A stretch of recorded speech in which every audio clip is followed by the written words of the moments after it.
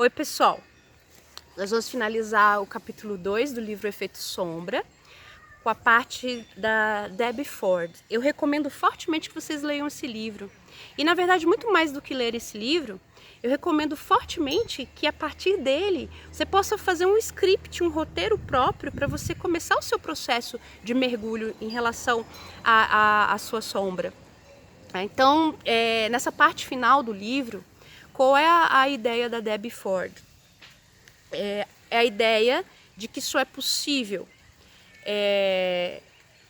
se integrar à sombra quando eu deixo de negá-la, quando eu começo um percurso genuíno de autopercepção em relação a esses aspectos com os quais eu não quero lidar dentro de mim, aspectos estes que eu projeto no outro.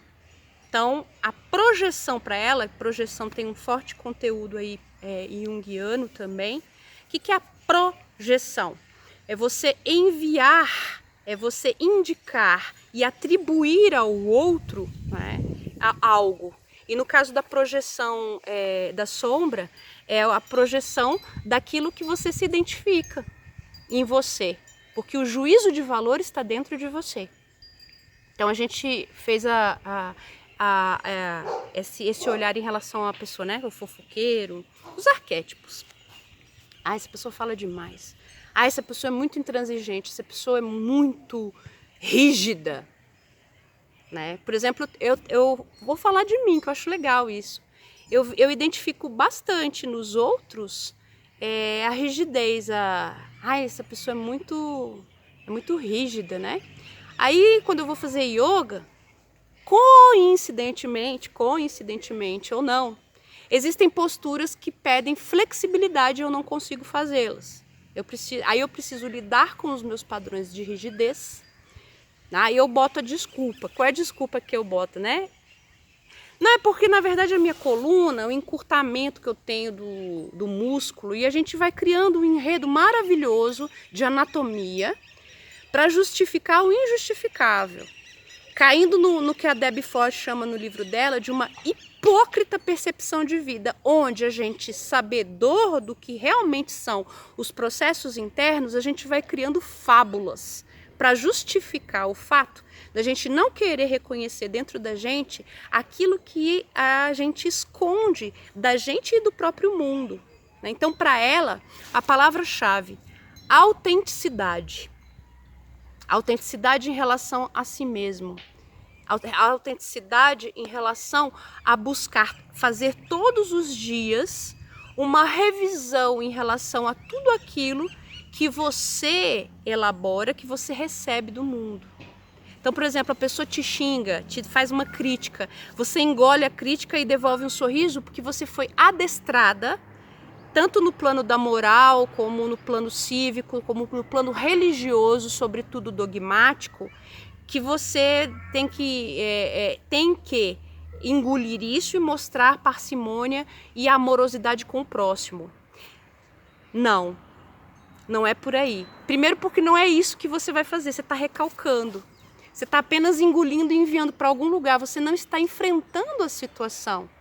Então o outro te faz algo, você reage, porque algo dentro de você se identifica com o outro. Então, ao invés de fazer um percurso interno para você saber por que você reage desse jeito, é mais fácil fazer uma planilha dogmática para esconder o sentimento e acionar uma visão ético-religiosa de amorosidade que é falsa. Isso aí é falso. É falso porque o tempo inteiro você vai precisar alimentar essa personagem que você criou. Essa personagem aí não é você de verdade. Porque enquanto você precisa acionar esses elementos para que você possa superar essas intempéries, é porque você realmente não se conhece, nega dentro de você esses aspectos e negando, obviamente, você deixa de reconhecer um caminho interessante para que você possa trabalhar dentro de si a integração dessa sombra. Então, o reconhecimento disso é importante no processo. É importante para a gente saber por que, inclusive, que a gente tem determinadas reações. As compulsões, os vícios, por que eu como muito, por que eu xingo muito, por que eu fico sendo impaciente? Por que os meus relacionamentos não dão certo? Ou porque dão certo, ou eu me convenço que deram certo porque estava no percurso do meu karma. Isso é um discurso muito convincente, não estou dizendo com isso que não exista karma.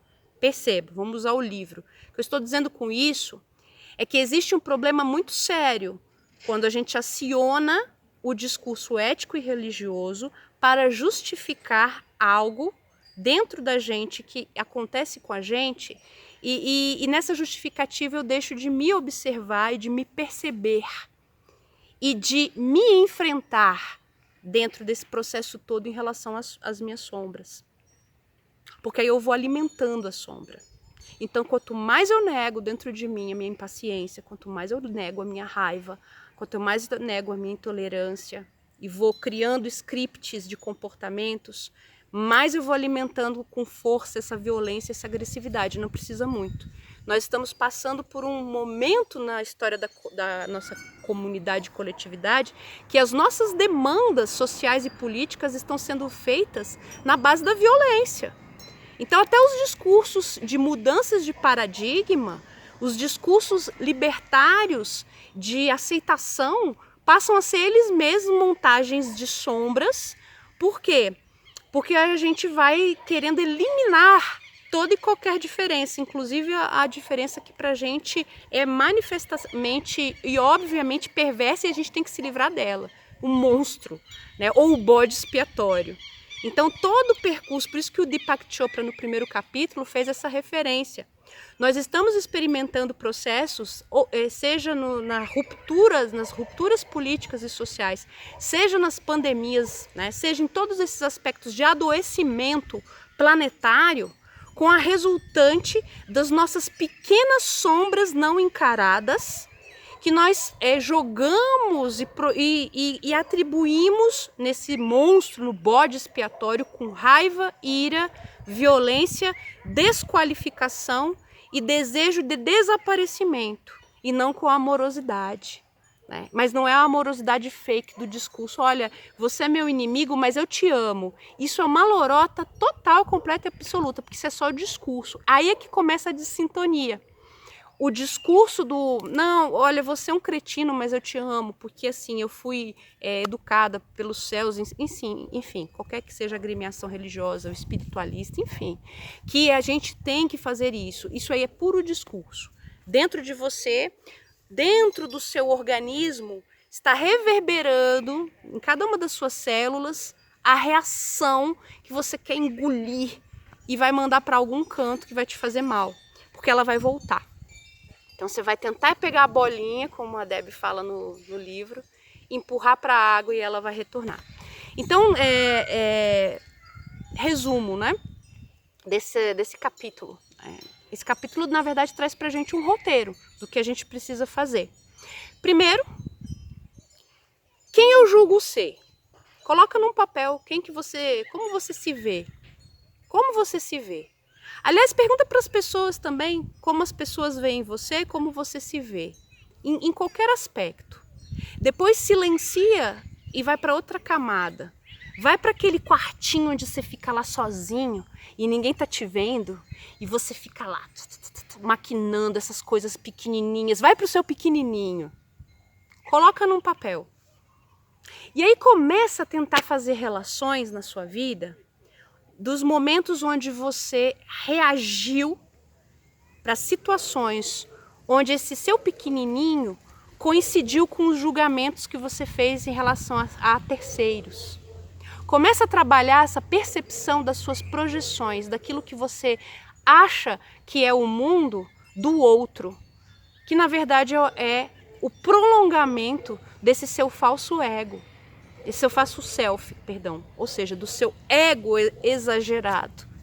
E aí vai desconstruindo, né? Tanto é que nessa desconstrução você vai acabar percebendo que a gente vive a maior parte do tempo projetando aquilo que está em nossa mente, as nossas idiosincrasias, nossas mazelas pessoais, do que vivendo um estado genuíno da nossa verdadeira natureza. Eu passei por isso e passo por isso boa parte da minha vida. Experienciando situações inusitadas, com pessoas, com os meus, as pessoas não humanas que vivem aqui em casa, gato, cachorro, né? Que eu vou conversando, falando com eles, coisas que eu não gosto deles, que na verdade eu não gosto em mim mesma. Algum relacionamento que acaba de uma maneira absurda, eu vou depois ver e falo, caramba, mas assim, o que uniu, o que separou. E aí eu vou fazendo ali um contraponto para perceber que no final das contas, eu me relacionei com sombra. Eu me relacionei na minha sombra com a sombra do outro. E dentro do processo a gente não conseguiu agregar as sombras. E tá tudo certo não conseguir agregar as sombras, cada um a si e um do outro. Por quê? Porque talvez essa seja a lição que em determinado momento, determinada situação, em determinado relacionamento transmitiu. Que é fazer vir à tona esses nossos estados para que a gente possa se plenificar a partir do momento que a gente se encara genuinamente e não cria uma imagem, um boneco, uma personagem que vai vivendo, subvivendo durante essa estadia aqui no planeta Terra. Então, com essa leitura da Debbie Ford, que recomendo, né? Esse livro, esse capítulo foi um capítulo significativo, né? Isso vai trazendo pra gente essa percepção. Então, se auto-perceber naquilo que a gente acha que é o melhor e pior, ou seja, coloca no papel, tá? Coloca no papel tudo aquilo que você já quis na vida. Coloca no papel, desabafa, para você ter essa clareza, né? Porque esse é um processo importante. Não dá para dizer, quer ver uma coisa que é muito emblemática na minha vida? Relacionamento com a família, com os meus pais. Por quê? Porque eu passei boa parte da minha vida inteira idealizando os meus pais, achando que eles são super-heróis infalíveis. E aí na hora que eles, entre aspas, não cumpriam esse script que só estava na minha cabeça emocional na primeira infância, que foi que eu fui transposta para o mundo adulto com ela, que agora que eu tô desmontando tudo isso. Nossa, mãe e pai não podiam errar.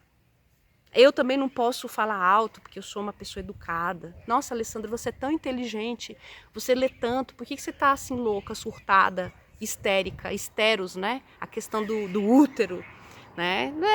Exatamente, por quê?